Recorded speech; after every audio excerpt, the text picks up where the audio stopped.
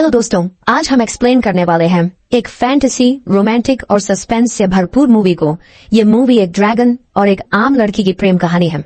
लेकिन इस प्रेम कहानी की शुरुआत हुई कैसे? आखिर कैसे एक मासूम लड़की ड्रैगन के प्यार में पड़ गई और क्या होगा इस प्रेम कहानी का अंजाम? चलिए देखते हैं। दोस्तों, कहानी की शुरुआत होती है एक किंगडम को दिखाते हुए जहाँ कुछ लोग एक रिचुअल परफॉर्म कर रहे थे। ये रिचुअल दरअसल ड्रैगन को खुश करने के लिए किया जा रहा था, जो यहाँ से दूर एक आइलैंड पर रहा करता था। ये लोग ड्रैगन से बहुत परेशान थे, इसलिए उसके साथ एक समझौता करते हैं और हर बार अपनी एक कुंवारी लड़की को इस रिचुअल के जरिए ड्रैगन के लिए सैक्रिफाइस कर देते हैं।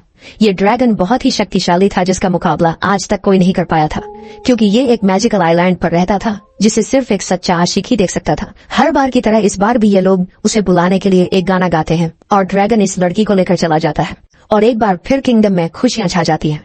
लेकिन इस बार रिचुअल के बाद ड्रैगन जिस लड़की को लेकर गया था उसका लवर हार नहीं मानता और वो फैसला करता है कि लड़की को ढूंढ कर ही दम लेगा। इसीलिए वो उसे ढूंढने के लिए उसी मैजिकल आइलैंड पर पहुंचता है। लेकिन इसे यहाँ पहुंचने में देर हो चुकी थी, क्योंकि इसके आने से पहले ही ड्रैगन ने उस लड़की को मार दिया था, जिस पर इस आदमी को बहुत गुस्सा आता है और वो कुछ दिनों तक इसी आइलैंड पर रहता है और फिर एक दिन मौका मिलते ही ड्रैगन को मार गिराता है। अब ड्रैगन को मारने की वजह से ये लड़का किंगडम का हीरो बन जाता है। सभी इसका बहुत सम्मान करते हैं और कई साल यूं ही गुजर जाते हैं और अब इस आइलैंड के लोग ड्रैगन के खौफ से आजाद हो चुके थे। साथ ही अब ये लोग उस रिचुअल को भी परफॉर्म नहीं करते थे, बल्कि अब लड़कियों की शादी की जाती थी। यहाँ हम उस ड्रैगन हंटर को भी देखते हैं, जो अब काफी बूढ़ा हो चुका था और इसका एक ग्रैंड सन भी था जिसका नाम ईगो था। इसके बाद सीन शिफ्ट होता है किंगडम के राजा पर, जो अपनी ग्रैंड डॉटर मिरोस्लावा से कहता है कि उसने उसके लिए एक लड़का देखा है। ये लड़का कोई और नहीं बल्कि ईगो ही था, जिसे सब अपने दादाजी की तरफ शक्तिशाली समझते थे।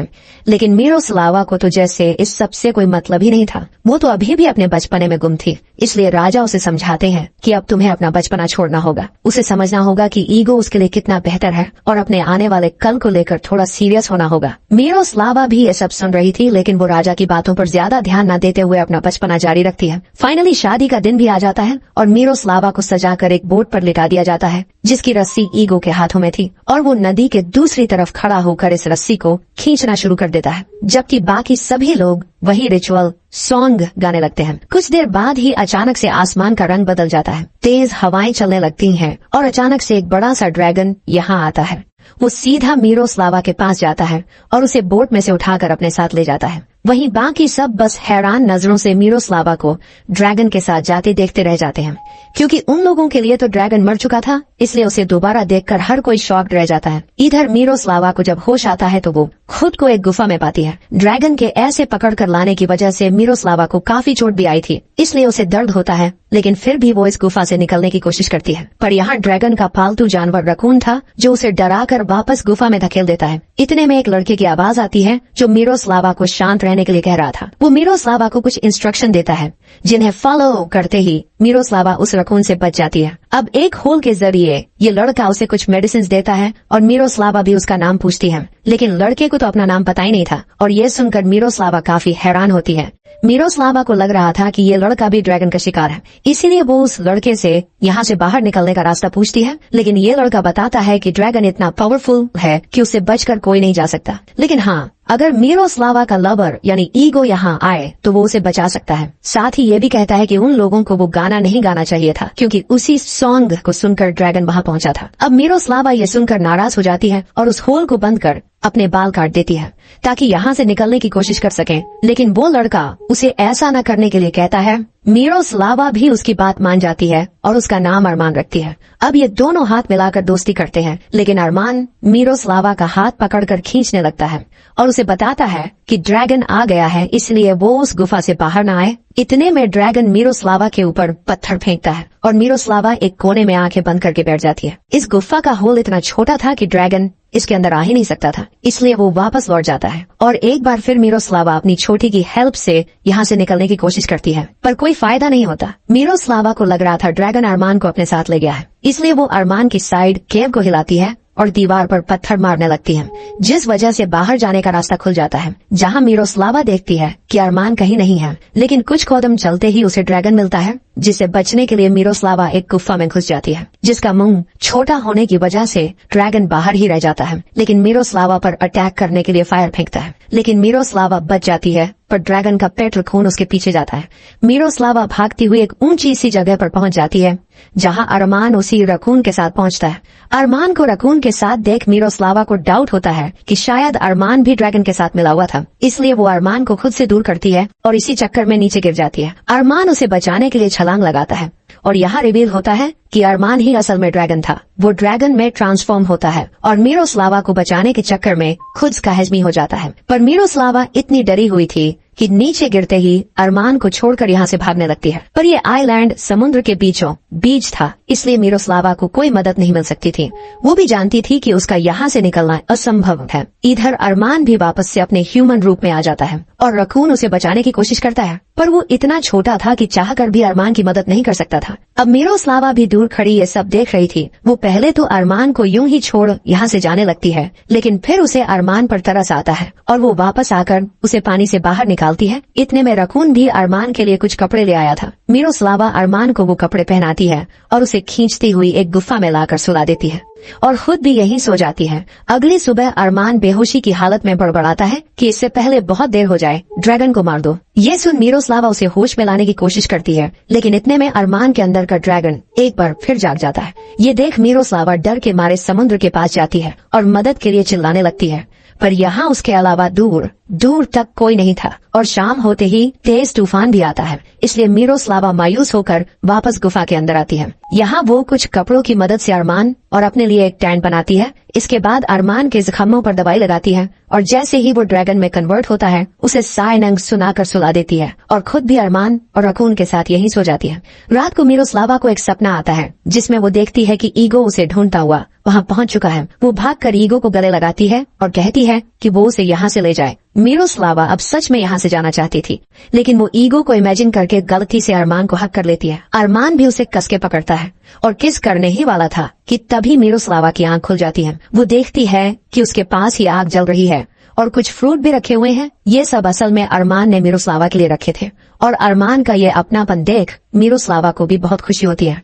वो समझ चुकी थी कि अरमान उसे मारना नहीं चाहता है, इसलिए वो फ्रूट खाती हुई बाहर जाती है जहाँ अरमान फिशिंग कर रहा था। मिरोस्लावा अरमान के पास जाती है और उसे बात करने की कोशिश करती है, लेकिन अरमान तो बात करने को तैयार ही नहीं था। इसलिए मिरोस्लावा अरमान को सताने लगती है और आखिरकार उसे भी मिरोस्लावा से बात करनी पड़ती है। मिरोस्लावा पूछती है कि जब तुम मुझे मारना नहीं चाहते तो फिर मुझे वापस घर क्यों नहीं छोड़ाते। अरमान बताता है कि ये सब उतना भी आसान नहीं है जितना वो समझती है और यहाँ अरमान अपनी पास्ट लाइफ के बारे में रिवील करता है, जहाँ हम छोटे से अरमान को देखते हैं जो अपने फादर के साथ इसी आइलैंड पर रहा करता था। अरमान के फादर असल में वही ड्रैगन थे जिनके लिए किंगडम के लोग रिचुअल किया करते थे। अरमान को भी अपने डैड बहुत पसंद थे और वो भी उन्हीं की तरह एक शक्तिशाली ड्रैगन बनना चाहता था। लेकिन फिर एक दिन उसे समुद्र में एक लकड़ी का बॉक्स मिला और उसके अंदर रखी चीजों ने अरमान को बिल्कुल बदल दिया। अब उसका मन ड्रैगन बनने का बिल्कुल नहीं करता था, इसलिए जब उसके फादर ने उसे ड्रैगन बनाने की कोशिश की तो वो वहाँ से भाग गया और उसके फादर भी अरमान के साथ जबरदस्ती नहीं कर पाए, क्योंकि किसी को उसकी मर्जी के बिना ड्रैगन बनाना इम्पॉसिबल था।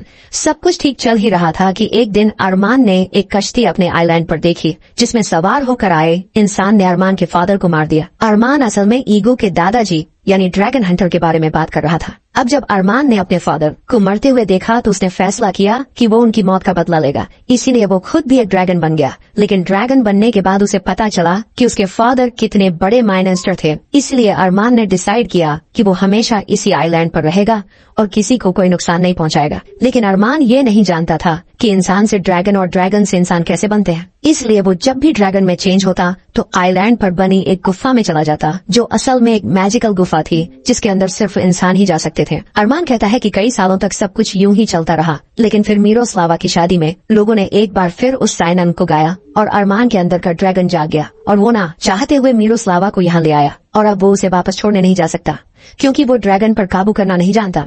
इसलिए अब मिरोस्लावा के पास ईगो के आने का इंतजार करने के अलावा और कोई रास्ता नहीं है। अरमान कहता है कि ये पूरा आइलैंड उसके पूर्वजों की हड्डियों से बना है और एक फाइंग से रच का है, इसलिए इस आइलैंड तक सिर्फ एक सच्चा लवर ही पहुंच सकता है। अगर तुम और ईगो एक दूसरे से सच्चा प्यार करते हो तो वो यहाँ जरूर पहुँच जाएगा, लेकिन तब तक तुम्हें उसी गुफा में रहकर उसका इंतजार करना होगा जहाँ तुम शुरुआत में थी, क्योंकि वहीं तुम मेरे अंदर के ड्रैगन से सेफ रह सकती हो। पर अरमान को बहुत चोट आई थी और मिरोस्लावा उसे यूं अकेला नहीं छोड़ना चाहती थी, इसीलिए वो कहीं भी जाने से इनकार कर देती है और अरमान से कहती है कि तुमने मेरा ध्यान रखा, मुझे अपने अंदर के ड्रैगन से सेफ रखा। इसका मतलब है कि तुम्हारे अंदर का इंसान जाग रहा है, इसीलिए जब तक ईगो यहाँ नहीं आता तब तक मैं तुम्हारे अंदर के ड्रैगन से फाइट करने में तुम्हारी मदद करूंगी। अरमान भी ये सुनकर बहुत खुश होता है और फिर मिरोस्लावा अरमान के साथ मिलकर इस आइलैंड को सजाने लगती है।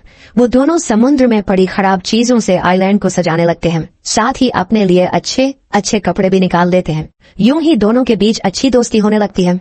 वो दोनों एक साथ खूब एंजॉय करते हैं।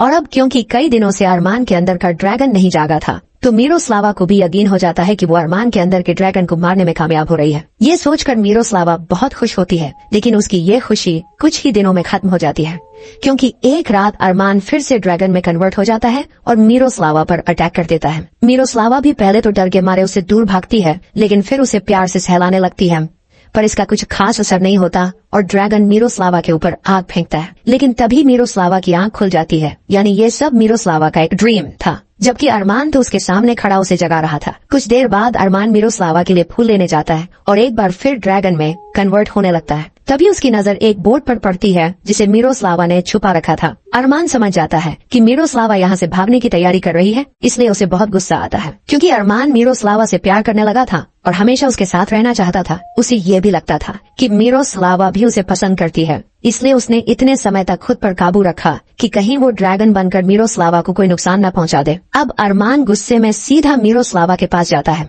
और उसको बताता है कि ड्रैगन जिन लड़कियों को यहाँ लाते हैं उन्हें अपनी फायर से तब तक जलाते हैं जब तक कि वो लड़कियाँ रात में न बदल जाएं, और फिर उसी रात में से वो बच्चों को निकालते हैं और इस तरह एक ड्रैगन का परिवार आगे बढ़ता है। मिरोस्लावा पूछती है कि वो उसे ये सब क्यों बता रहा है। तब अरमान बताता है कि उसने वो बोर्ड देख ली है और वो ये भी समझ चुका है कि मिरोस्लावा उसे बदलने का सिर्फ रॉन्ग कर रही थी ताकि मौका मिलते ही यहाँ से चली जाए। मिरोस्लावा को ये सुनकर बहुत दुख होता है, क्योंकि कहीं न कहीं वो भी मन ही मन में अरमान को पसंद करने लगी थी, उससे प्यार करने लगी थी, इसीलिए वो उसे समझाने की कोशिश करती है।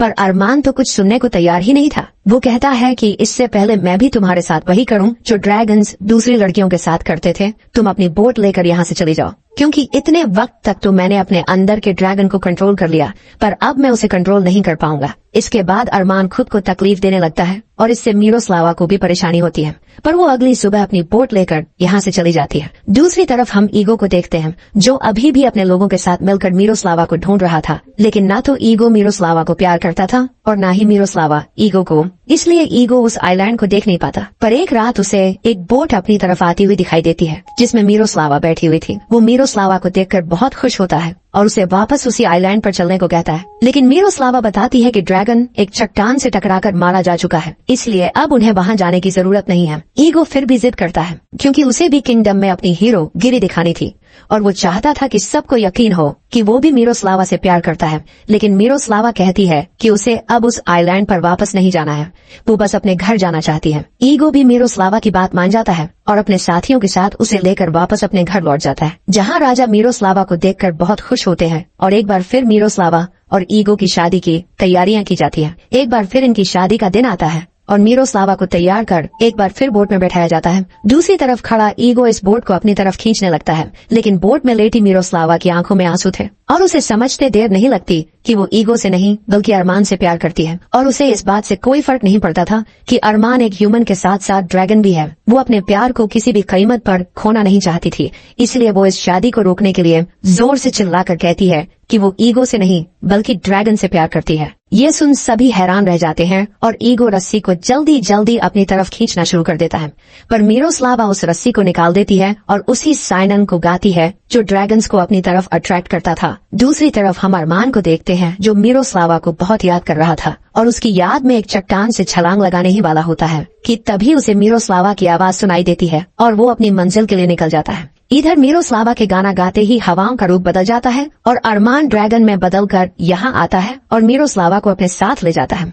मिरोस्लावा को जाता देख ईगो ड्रैगन पर भाले से हमला करने की कोशिश करता है, लेकिन उसका भाई उसे रोक देता है। वो कहता है कि तुमने कभी मिरोस्लावा से प्यार किया ही नहीं, तो ऐसा क्यों कर रहे हो। वो ईगो को एक पंच मारता है, क्योंकि ईगो के ऐसा करने से उन सब की जान खतरे में पड़ सकती थी। इधर ड्रैगन मिरोस्लावा को लाकर उसके ऊपर आग उगलने की कोशिश करता है, लेकिन मिरोस्लावा अब उससे नहीं डरती थी। वो बेबाक होकर उसके सामने खड़ी हो जाती है और कहती है कि मुझे कोई फर्क नहीं पड़ता तुम्हारी सच्चाई क्या है, तुम इंसान हो या ड्रैगन, मैं बस तुमसे प्यार करती हूँ और तुम्हारे साथ रहना चाहती हूँ, लेकिन अगर तुम मुझे मारना चाहते हो तो मैं इसके लिए भी तैयार हूँ। इतना कहते ही मिरोस्लावा ड्रैगन के सामने बाहें फैलाए बैठ जाती है। ड्रैगन मिरोस्लावा की बातें सुनकर बिल्कुल हैरान था, क्योंकि ये पहली बार था जब किसी इंसान ने उसे नफरत की जगह प्यार भरी नजरों से देखा था। इसलिए वो मिरोस्लावा की तरफ आगे बढ़ता है, लेकिन उस पर हमला करने की जगह उसकी गोद में सर रखकर बैठ जाता है। यानी अब अरमान ने ड्रैगन पर काबू करना सीख लिया है। इसके बाद कई साल बीत जाते हैं और अब इसी आइलैंड पर मिरोस्लावा, अरमान और इनकी एक प्यारी सी बेटी रहती है, जिसे ये दोनों बहुत प्यार करते थे। इसका ध्यान खुद रकून रखता था। अरमान आज भी अपने ड्रैगन वाले रूप में आता है, लेकिन वो किसी को नुकसान पहुंचाने की जगह मिरोस्लावा को अपनी सवारी करवाता है। इसी के साथ ये कहानी यहीं खत्म हो जाती है।